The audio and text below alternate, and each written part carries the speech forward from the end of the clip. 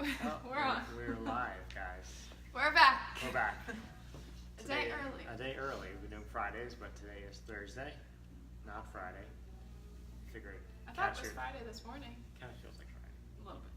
So we're gonna try for a Thursday. So let us know how it goes. See if it's Therapy Thursday. We're gonna help you guys out.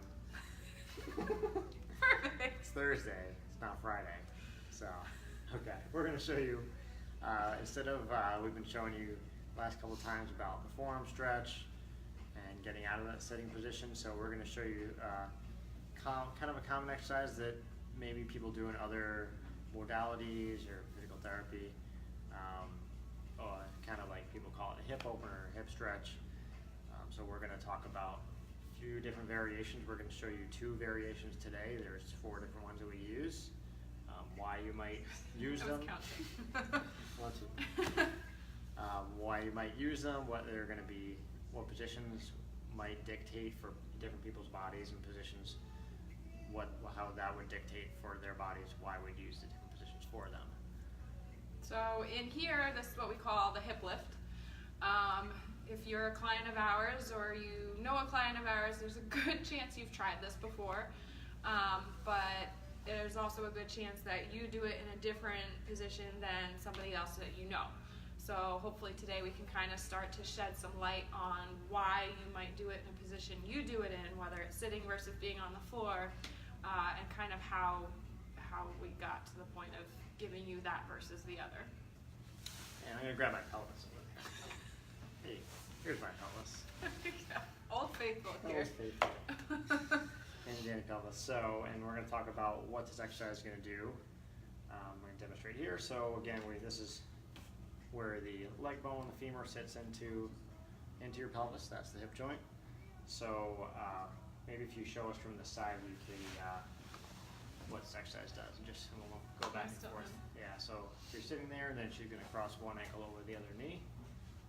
So now if you think about her leg bone here, femur, where that sits into the hip socket, so if that would be straight, now she's taking it and rotating it outward.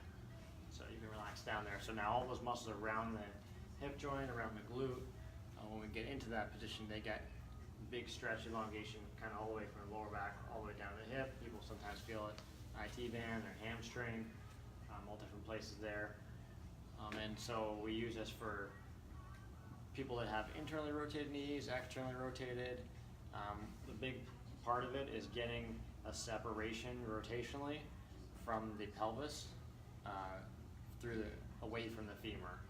So where if you have a lot of times if you see people walk around and go watch people run, you see all different variations of, instead of having, I can show you guys closer up maybe on the pelvis. So instead of having this kind of motion of where your sacrum's here in the back, getting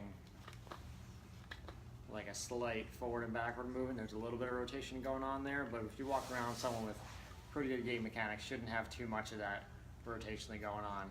Big hip swing. Right.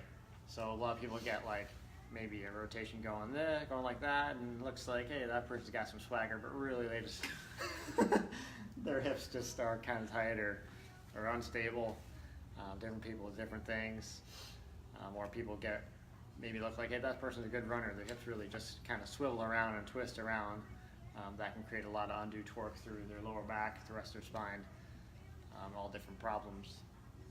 So again, when we're going to put Katie in that position where her hips are going to be in that neutral position, and we're just going to try to rotate out of that femur.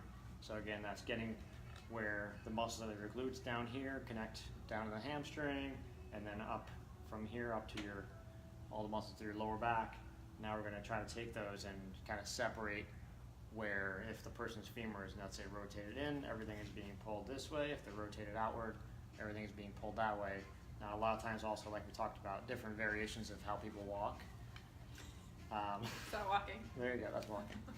So a lot of times what happens also is they don't get that separation between the femur and the pelvis. If you tell someone to rotate their leg outward, a lot of times what happens is they just move their whole pelvic girdle instead of being able to move like their... we'll test somebody and ask them to rotate just this leg out, but what ends up happening is... Right, they move from their whole pelvic girdle. So you can imagine if where your lower back muscles go up here, now if you try to move that, now guess what? All those lower back muscles and up the rest of your spine are going to move with that, hopefully. All connected. So again, we're trying to get each joint to do its job separately than the next. There is chain effects, of course, that happen when you move one joint, but everything should pretty much move. You know, if you just want to move your arm around, you don't want to have a big movement with your spine. If you just want to move your leg around, it shouldn't be a huge movement with your pelvic girdle. So let's go ahead and show the folks at home this exercise. So this is again the sitting version of hip lift. So she's going to go sitting, shoulders over hips, and then knees straight in front of her hips, and it goes right under her knees. I feel like a flight attendant. There you go. Okay, So sorry. make sure you want to make sure your feet are straight ahead, only about 4 to 6 inches apart with your feet from each other. Might feel pigeon-toed for you at home if you really try to get your feet straight ahead. A lot of people, what they think is straight is really turned out. Yeah. Even for where when we tell people to straight, we tell them to turn them even more. And from the sitting position, we want to have just a slight arch in the lower back. So again, if you went from a slouch position, so maybe if you show the folks at home from the side. So if you go in a good slouch position, there you go, perfect. Now if you go just slightly forward with your hips right there to create a little bit of an arch in the lower back to get those lower back muscles engaged a little bit. So now if you turn back to the front view again, now if you go in that position and cross that right ankle over your left knee, and now what Katie has to do is what I'm asking her to do is maintain that position of the lower back of the pelvis being rotated up forward. And then from there, now we're getting that femur to rotate outward. Right. So again, if we take the pelvis here where those femurs go straight out here, now we're having just a little bit of anterior rotation forward and then rotating outward that way. So where some people, if what you might call tight hamstrings or your hips are tight or some immobility there, a lot of people even just sitting position, especially they have a lot of pain going on, they can't really get, like we talked about last time, in that forward bending position, getting your pelvis to rotate over the top of your femurs. So, and again, and then people, if you walk around and watch where their knees and their feet are, they're pointing in, they're pointing out. So again, that's what's going on with all the muscles around your hips, is dictating where your knees and your feet want to be. Somebody who's unable to get this external rotation, that's kind of stuck here. As soon as I brought my leg up, my back kind of started to arch down and my hips rolled forward. The inability of my hip to do this movement that it should be able to do is already creating a ripple effect all the way up my body. That my back's out of position, my shoulders start getting out of whack, so it's not just for hip pain, hip movement, that kind of stuff that we do this for. Obviously that's one of them, but it's, kind of the big picture. Right, and as a chain effect, so we see people sometimes that have a big shoulder disparity. One shoulder is up and forward more than the other, let's say. Doing an exercise like this, sometimes we'll change that. We do different tests to see if that's the case for them before going through certain exercises, but sometimes doing an exercise like this, because it's changing where their hips are positioned or how much they can move, sometimes that shoulder position is more of a compensation pattern. Like let's say if your shoulder is rotated forward and now this hip is tight, sometimes we get up and that hip's like this. Well, if we can get to the point where that hip is able to sit more down, that opposite side shoulder will sit more back. So someone that comes in with opposite, shoulder disparity, or one shoulder's more forward or up or whatever it is, again, we can do shoulder exercise all day long, but sometimes if the hip is really the issue, It's not gonna go. right, that shoulder's not gonna come back. Maybe we do some shoulder things and it gets better, but then it just compensates back again. That's why we're always gonna be looking at that whole body chain effect. So why would we give someone a sitting version of this? So there's a few things. So sometimes we would want to do an exercise like this on their back, and that's probably how most people would do it. They see it in other modalities. Sometimes people putting them on their back, they can for various reasons. Sometimes for cervical neck issues. If, like we talked about in previous videos, how sometimes if their upper back is too tight, their neck just goes into hyperextension, and sometimes we put those people on their back. Sometimes they'll come out of that position, but sometimes they won't, and it's uncomfortable for them. So we want to still do some work on those hips, and sometimes that will change that neck position. But again, going just in a sitting position and asking them to really focus on keeping their shoulders relaxed. Again, and when we do this exercise, we We hold it for about a minute, and we want to have gentle pressure. We press that knee towards the floor, just thinking about just using those outer hip and leg muscles. Yeah, none of this. Yeah, we don't want to get a hammer and use that. We try to force it down. We want gentle pressure, and then really coaching the client to get the shoulders to stay relaxed and down, not up in the ears, and really have some relaxed breathing. Just kind of really settle into that position and kind of take what your body will give us. And again, asking for that lower back end, we ask Katie to kind of roll up onto her hips. Just going to engage those muscles of the lower back. Again, to engage those extensor muscles to kind of get that spine to sit more straight up. All right? Works. Cool. So now we're going to show you one other variation today.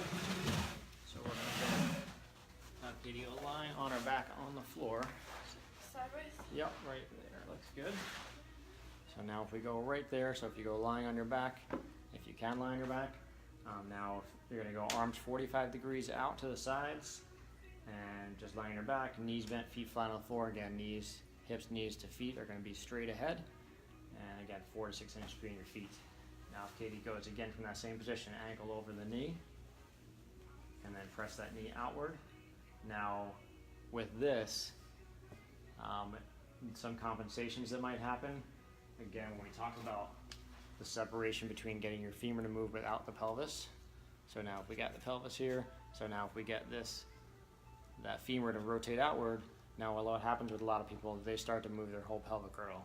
So as much as the client can be conscious of that, we're standing over them while they're here, we try to coach that. And maybe it's backing off of how hard they're pressing.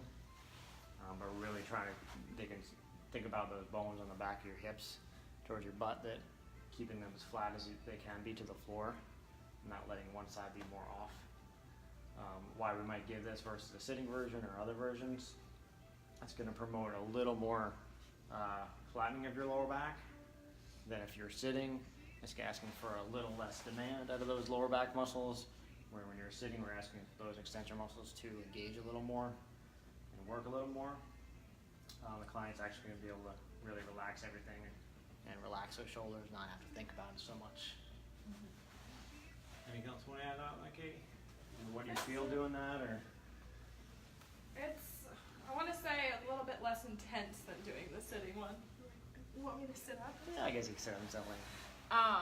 That we're not asking for as much bend out of that hip, and when you're sitting, it's already putting you in a position where you really have to get some good external rotation to get into that.